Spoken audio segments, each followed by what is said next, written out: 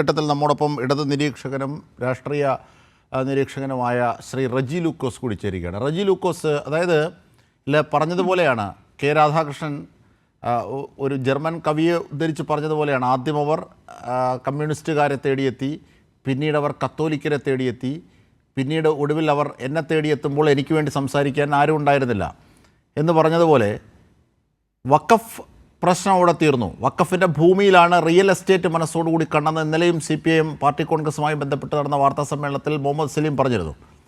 നോക്കൂ, ഇവിടെ ക്രൈസ്തവരുടെ പക്കലുള്ള, കത്തോലിക്ക സഭയുടെ പക്കലുള്ള, ഏറ്റവും കൂടുതൽ വിദ്യാഭ്യാസത്തിലും ആരോഗ്യത്തിലും രാജ്യത്ത് സേവന പ്രവർത്തനം ചെയ്യുന്ന കത്തോലിക്ക സഭയുടെ കയ്യിലുള്ള സ്വത്തിലേക്കാണ് ഇനി നോട്ടം സംഘപരിവാറിന്.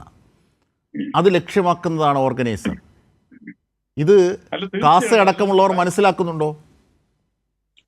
തീർച്ചയായിട്ടും അതിൽ ഭയാനകമായ ഒരു വസ്തു എന്ന് പറയുന്നത്, വിചാരധാര എന്ന് പറയുന്ന അവരുടെ ഏറ്റവും വലിയ അവരുടെ ബൈബിൾ എന്ന് പറഞ്ഞാൽ വിശ്വസിപ്പിക്കുക. വിചാരധാരയിൽ എഴുതി വെച്ചിരിക്കുന്നത് വ്യക്തമായിട്ട് എഴുതി വെച്ചിട്ടുണ്ട്. ഇന്ന് തിരുത്താതെ തന്നെ എഴുതി വെച്ചിരിക്കുന്നത്, ആദ്യം ഈ രാജ്യത്ത് പുറത്താക്കേണ്ടവര് മുസ്ലിംസ്, രണ്ടാമത് ക്രിസ്ത്യാനികള്, മൂന്നാമത് കമ്മ്യൂണിസ്റ്റുകാർ എന്നാണ് പറഞ്ഞിരിക്കുന്നത്. അതിന്റെ ആദ്യഘട്ടമായിട്ടാണ് ബാബറി മസ്ജിദ് മുതൽ ഇങ്ങോട്ട് തകർക്കുകയും ഇപ്പോൾ ഈ വഖഫ് നിയമം കൊണ്ടുവന്ന് വഖഫിന്റെ സ്വത്തുകൾ പിടിച്ചെടുക്കാൻ ശ്രമിക്കുന്ന നഗ്നമായ രീതിയിലുള്ള നിയമം രാജ്യസഭയിലും ലോക്സഭയിലും പാസ്സാക്കിയത്. അപ്പോൾ ഇവിടുത്തെ BJPക്കാര് മുനമ്പം വിഷയം മുന്നിൽ നിർത്തിക്കൊണ്ട് കേരളത്തിലെ ക്രിസ്ത്യാനികളുടെയും ഇന്ത്യയിലെ ക്രിസ്ത്യാനികളുടെയും സംരക്ഷകരായ വേഷം കെട്ടി ചെന്ന് ധൃതരാഷ്ട്ര ആലിംഗനം നടത്താൻ വേണ്ടി നടത്തിയ നാടകങ്ങളിൽ, അന്നൊക്കെ നമ്മളൊക്കെ എല്ലാവരും ജനാധിപത്യത്തിൽ വിശ്വസിക്കുന്ന ഈ RSSന്റെ സംഘപരിവാറിന്റെ കൂടുതൽ ലക്ഷ്യങ്ങളിൽ വ്യക്തമായ ബോധ്യമുള്ളവർ പ്രതികരിച്ചു, ഇവരുടെ ലക്ഷ്യങ്ങൾ വേറെയാണെന്ന് പറഞ്ഞു.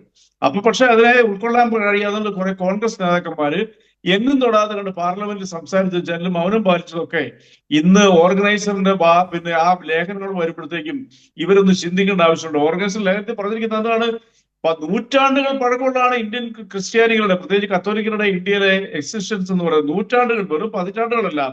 ഇന്ത്യയിൽ എവിടെ പോയാലും ആതുരസേവന രംഗത്തും വിദ്യാഭ്യാസ മേഖലകളിലും മറ്റ് സാമൂഹിക പ്രവർത്തനങ്ങളിലും ഒന്നാം സ്ഥാനത്ത് നിൽക്കുന്ന, സർക്കാരിനേക്കാളും കൂടുതൽ പ്രവർത്തനങ്ങൾ ചെയ്യുന്ന സമൂഹമാണ് കത്തോലിക്ക സമൂഹം. ഈ കത്തോലിക്ക സമൂഹം ആകപ്പാടെ 1% താഴെയുള്ളൂ. ഓൾ ടുഗദർ ക്രിസ്ത്യൻ കമ്മ്യൂണിറ്റി എന്ന് പറഞ്ഞാൽ 2% താഴെയുള്ള ഇന്ത്യയിലുള്ളൂ. ഇവർ നൽകുന്ന സേവനം, ഇന്നും നൽകിക്കൊണ്ടൊരു സേവനം നമുക്ക് വിസിബിൾ ആണ് ഈ രാജ്യത്ത് എവിടെ പോയാലും. അത് തന്നെയല്ല ഈ പറയുന്ന ഈ RSSന്റെയും BJPയുടെ നേതാക്കന്മാരിൽ പലരും തങ്ങളുടെ വിദ്യാഭ്യാസങ്ങളെല്ലാം നിർവഹിച്ചത് ഈ ക്രിസ്ത്യൻ മാനേജ്മെന്റിന്റെ കീഴിലുള്ള സ്കൂളുകളിലാണ്. അപ്പോൾ ക്രിസ്ത്യാനികളുടെയും പ്രത്യേകിച്ച് കത്തോലിക്കരുടെ ഏതാണ്ട് 11 കോടി വരുന്ന സ്വത്തുക്കൾ ഞങ്ങൾ കണ്ടെടുത്തു, ഞങ്ങളത് പിടിച്ചെടുക്കും തന്നെ ആ ലേഖനത്തിലുണ്ടായിരുന്നു. അത് അവർ കുറെ കഴിഞ്ഞപ്പോഴത്തേക്ക് പ്രതിഷേധം ഉയർന്നപ്പോൾ അന്തർദേശീയ മാധ്യമങ്ങൾ വരെ റിപ്പോർട്ട് ചെയ്തപ്പോഴത്തേക്ക് അത് പിൻവലിച്ചത് മാത്രമല്ല, പിൻവലിക്കുന്നതിന് ഒരു കാര്യമില്ല. അത് സാമൂഹ്യ മാധ്യമങ്ങൾ ഇപ്പോൾ സുലഭമാണ്. ഈ സൈറ്റിൽ നിന്നേ പിൻവലിച്ചിട്ടുള്ളൂ. അത് സംഘപരിവാറിന്റെ മനസ്സിൽ ഇപ്പോഴും ഉണ്ട്. അത് നേരത്തെ ഉള്ളതാണ്. അതായത് ഇവർ ഈ 13 ദിവസത്തെ അധികാരത്തിൽ വാജ്പേയി തുടങ്ങുന്നതിന് മുമ്പ് തന്നെ സംഘപരിവാറിന്റെയും RSSന്റെയും താഴെത്തട്ടുള്ള നേതാക്കന്മാരുടെയും പ്രസംഗങ്ങൾ അടക്കമുള്ളവയിൽ ഉൾപ്പെട്ടിരുന്ന കാര്യങ്ങളാണ്. ഈ കേരളത്തിൽ തന്നെ ഓരോ സംസ്ഥാനത്തെ ഓരോ ജില്ലയിലെയും ആസ്ഥാനങ്ങളിലുള്ള കത്തോലിക്ക സഭയുടെ ഭൂമി, അവരുടെ കോൺവെന്റായും മറ്റ് മഠമായും ഒക്കെയുള്ള ഭൂമികൾ, അത് ബ്രിട്ടീഷുകാരുടെ കാലത്ത് കിട്ടിയതാണെന്നൊക്കെയുള്ള വേർഷൻ പണ്ടേ ഉള്ളതാണ്. അവരുടെ ഉള്ളിലുള്ള സംഭവമാണ് ഇതൊക്കെ. ബ്രിട്ടീഷുകാർ മാത്രമല്ല, ഇന്ത്യയിലെ പല നാട്ടുരാജാക്കന്മാർ, കാരണം ആ രീതിയിലുള്ള സേവനങ്ങളാണ് മിഷണറി പ്രവർത്തകർ നൽകിയത് രാജ്യത്തിന്. സേവനങ്ങള് അവരുടെ നാട്ടിലെ ജനങ്ങൾക്ക് നൽകാൻ വേണ്ടിയിട്ട് അവർ 2 കൈ നീട്ടി വിളിച്ചു വരുത്തിയിട്ടുണ്ട്. ബ്രിട്ടൻ പോലുള്ള സ്ഥലങ്ങളിൽ നിന്നും വിളിച്ചു വരുത്തിയാണ് അവർ സാധനം കൊടുത്തത്. അതായത് നൂറ്റാണ്ടുകൾ പഴക്കമുള്ള ഡോക്യുമെന്റേഷൻ ഉള്ള ഭൂമികളാണ്. അവരുടെ നിസ്വാർത്ഥ സേവനം ഏറ്റവും കൂടുതൽ വിസിബിൾ അല്ലേ ഈ രാജ്യത്ത്. നിങ്ങൾക്ക് എവിടെ പോയാലും ഈ സമൂഹം നൽകുന്ന സേവനങ്ങൾ, പ്രത്യേകിച്ച് അതിൽ കൂടുതലും 90% മലയാളി മിഷണറിമാരാ. ഞാൻ സിക്കിം പഠിച്ചുള്ള എല്ലാ സംസ്ഥാനങ്ങളിലും വിശാലമായിട്ട് യാത്ര ചെയ്തിട്ടുള്ള. ഇനി നമ്മൾ മനസ്സിലാക്കേണ്ടത്, ഈ സമീപ ദിവസങ്ങളിലേക്ക് എടുത്ത് ജബൽപൂര് മലയാളികളായ 2 വൈദികരെ, ഒരു കന്യാസ്ത്രീ, അതിനകത്തൊരു കന്യാസ്ത്രീ ഉണ്ടായിരുന്നു, അവരെ പോലീസ് സ്റ്റേഷൻ കൊണ്ടുപോകുമ്പോൾ അവരെ മർദ്ദിച്ച് അവശരാക്കി പോലീസ് സ്റ്റേഷനിൽ എത്തി മണിക്കൂറുകളോളം അവരെ ഭേദ്യം ചെയ്തിട്ടും അവിടുത്തെ ഒരു ഉത്സവം കഴിഞ്ഞിട്ട് നോക്കാമെന്നുള്ള മറുപടിയാണ് പറഞ്ഞത്. ഇതിനെക്കുറിച്ച് ചോദിച്ച പാർലമെന്റിൽ ശബ്ദമുയർത്തിയ ബഹുമാനപ്പെട്ട ജോൺ ബ്രിട്ടാസ് MP മറ്റ് MP മാരോടും കേരളത്തിലെ തൃശ്ശൂർ എന്ന് പറയുന്ന ക്രിസ്ത്യാനികളുടെ വലിയ സംഘം ജീവിക്കുന്ന, തൃശ്ശൂരിൽ നിന്ന് വോട്ട് നേടി വിജയിച്ച് പാർലമെന്റിലെത്തിയ സുരേഷ് ഗോപി നടത്തിയ പ്രതികരണം എന്താ? ഇന്നെന്താണ് അദ്ദേഹം ഇന്നലെ തിരുവനന്തപുരം എറണാകുളം ഗസ്റ്റ് ഹൗസിലും അല്ല, ഇന്ന് എറണാകുളം ഗസ്റ്റ് ഹൗസിൽ, ഇന്നലെ തിരുവനന്തപുരത്തെ, ക്ഷമിക്കണം, എറണാകുളം എയർപോർട്ടിലും കൈരളി ചാനലിന്റെ മാധ്യമപ്രവർത്തനോടുള്ള സമീപനം എന്തായിരുന്നു? അയക്ക് ജോൺ ബ്രിട്ടാസ് എംപിയോട് ഒരു അക്ഷരം മാറ്റി സംസാരിക്കണം എന്നൊക്കെയാ പറഞ്ഞത്. ഒന്ന് ആലോചിച്ച് നോക്കിയേ. അപ്പൊ ഇവരുടെ മാനസികാവസ്ഥ എന്താ? ഇന്നൊരു സംഭവം ഉണ്ടായിട്ടുണ്ട്. ഒഡീഷയിലെ ഒരു പള്ളിയിൽ, ഒരു ചർച്ചിൽ, കുറവലിക്കാടുകാരനായ ജോഷി ജോർജ് എന്ന് പറഞ്ഞൊരു വൈദികനും അദ്ദേഹത്തിന്റെ അസിസ്റ്റന്റ് ദേവാനന്ദ് എന്ന് പറഞ്ഞൊരു ഒഡീഷ തൊഴിലാളിക്കാരനായ ഒരു അസിസ്റ്റന്റ് വികാരിയെയും 300ഓളം വരുന്ന ഒഡീസ പോലീസ് അവിടെ എരച്ചു കയറി ക്രൂരമായി മർദ്ദിച്ചു. തെരുവിലൂടെ അവരെ അടിച്ചുകൊണ്ട് പോലീസ് സ്റ്റേഷനിൽ കൊണ്ടുപോയി. കൂടാതെ ആ ചർച്ചിലെ പല കാര്യങ്ങളും ഈ പോലീസുകാർ മോഷ്ടിച്ചുകൊണ്ട് പോയിരിക്കുന്നെന്ന്. ആ സംഘത്തിൽപ്പെട്ടവരിൽ ഈ ബജറംഗ് ദളിന്റെയും RSSന്റെയും, ഇത് പോലീസുകാരാണെന്നുണ്ടെങ്കിൽ പിന്നെ മണിപ്പൂരിൽ നടത്തുന്നവരാ ഭരണകൂട ഭീകരതയിലെ മണിപ്പൂരിൽ ഈ ജബൽപൂരിലെ ആക്രമണത്തിൽ അറസ്റ്റ് പോലും ഇതുവരെയും മധ്യപ്രദേശിലെ BJP സർക്കാർ രേഖപ്പെടുത്തിയിട്ടില്ല. ഇല്ല, ഇതേ റാണിമരിയെ കൊലപ്പെട്ട എവിടെയാ? മധ്യപ്രദേശിലാ. അവിടുത്തെ ഒരു ബജറംഗിന്റെ നേതാവാണ്, ഒരു പ്രവർത്തകനാണ് റാണിമരി എന്ന് പറയുന്ന പെരുമ്പാവൂരുകാരിയെ, കന്യാസ്ത്രീയെ കൊന്നുകൊള്ളു തള്ളിയത്. പിന്നീട് കൺഫറൻസ് ഒക്കെ നടത്തി. അതൊക്കെ പോട്ടെ, അതൊന്നും കാര്യമൊന്നുമില്ല. അതുതന്നെയാണ് ഇന്നലെ ശ്രീ ജോൺ ബ്രിട്ടാസ് തന്നെ താങ്കൾ സൂചിപ്പിച്ചതുപോലെ അദ്ദേഹം രാജ്യസഭയിൽ പറഞ്ഞു, മുതലക്കണ്ണീരുമായി വരുന്ന ഈ മുന്നമാരുടെ മനസ്സിലിരിപ്പ് എന്താണെന്നറിയാം. കാരണം സ്റ്റാൻ സ്വാമി വലിയ ഒരു വൈദികൻ, അദ്ദേഹത്തിന് ഈ ന്യൂറോൺസ് തകരുന്ന രോഗമുള്ളത് കൊണ്ട് അതിശക്തമായ വിറയലാണ്. അദ്ദേഹത്തിന് വെള്ളം കുടിക്കാനാകുന്നില്ല. അപ്പോൾ ഒരു സ്ട്രോ ആവശ്യമാണ് വെള്ളം കുടിക്കാൻ. അതിന് പോലും അനുവദിച്ചിരുന്നില്ല. അദ്ദേഹത്തിൻ്റെ ലാപ്ടോപ്പിലേക്ക് ഈ പെഗാസസ് പോലെയുള്ള പലതരത്തിലുള്ള ഇവർ വാങ്ങിയ സോഫ്റ്റ്വെയർ വഴിയാകാം ഒരു പക്ഷേ അദ്ദേഹത്തിൻ്റെ ലാപ്ടോപ്പിലേക്ക് പല ദേശവിരുദ്ധമായ കണ്ടന്റും കുത്തി നിറയ്ക്കുന്നു, എന്നിട്ടത് തെളിവ് ശേഖരിക്കുന്നു. ഇങ്ങനെയൊക്കെയുള്ള ഭരണകൂട ഭീകരതയുടെ വിശാലത വീക്ഷണങ്ങൾ നമ്മൾ കണ്ടതാണ്. മാത്രമല്ല ഈ ഗ്രഹാം സ്റ്റെയിൻസിനെ ചുട്ടുകൊന്നത് ഓസ്ട്രേലിയയിൽ നിന്നുള്ള. അപ്പോൾ ഇങ്ങനെയൊക്കെയുള്ള ക്രൈസ്തവ വിരുദ്ധത ഈ മണിപ്പൂരിനൊപ്പം തന്നെ ഉണ്ട്.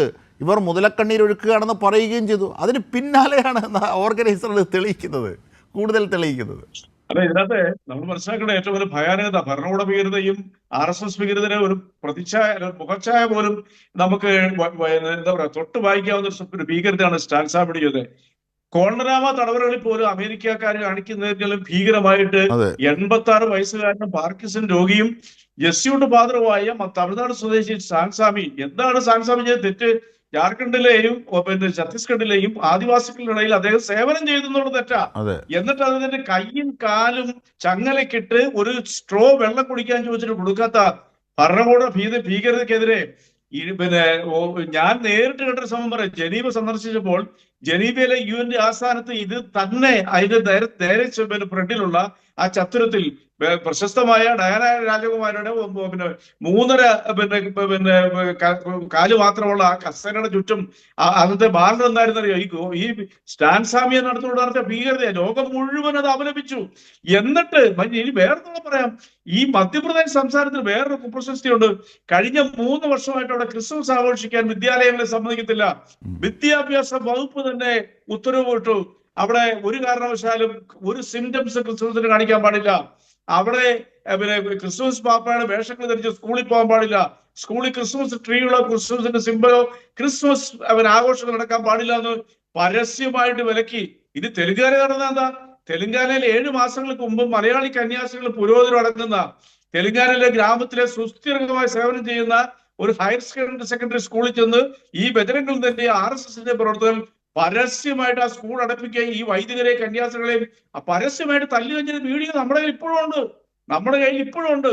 കഴിഞ്ഞ ദിവസം ജബൽപൂരിൽ ഒരു ബജരംഗിൽ തന്നെ RSSന്റെ ഒരു പ്രവർത്തക, ഒരു സ്ത്രീ, ആ വന്ധ്യവയോധികനായ പുരോഹിതന്, തൃശ്ശൂർക്കാരനായ ജോർജ് എന്ന് പറഞ്ഞ പുരോഹിതത്തിന്റെ മുതുകത്ത് ഇടിക്കുന്നു. ആരുടെ സാന്നിധ്യത്തില? മധ്യപ്രദേശ് പോലീസിന്റെ സാന്നിധ്യത്തിൽ. കേരളത്തിൽ അത് ചിന്തിക്കാൻ പറ്റുമോ? കേരളത്തിൽ നമുക്ക് ആലോചിക്കാൻ പോലും പറ്റുമോ?